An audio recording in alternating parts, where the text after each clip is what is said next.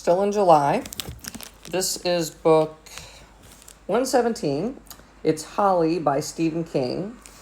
So this is technically the third book in the series, though, to be honest, I think it's a standalone. I don't think you have to have read the other ones to know what's going on. So this follows the story of Holly, who is a private investigator, and she is hired by a mother to look for that mother's daughter who's disappeared. And the story goes back and forth between what's going on with Holly and then what's going on with what turns out to be some serial killers. And you know who the serial killers are because they're right up front in the book. So to me, this is less of what I would consider typical Stephen King in terms of paranormal. It's not really paranormal. It's really just Holly trying to figure out who the serial killers are, and then you kind of get a glimpse into these serial killers. So I gave it a 3. It was fine, just I don't consider it typical Stephen King.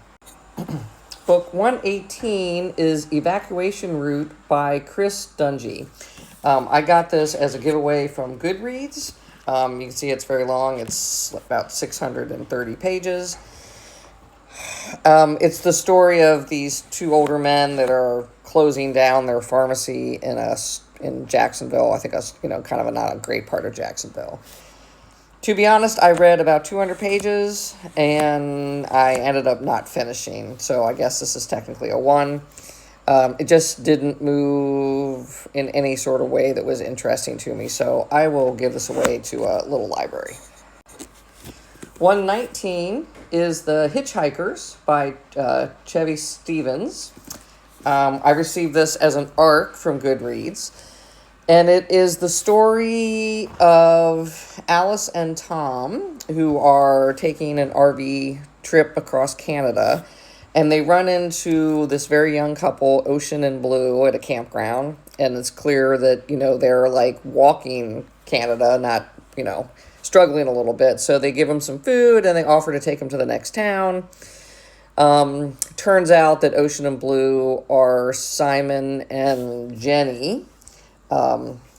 And they're wanted criminals.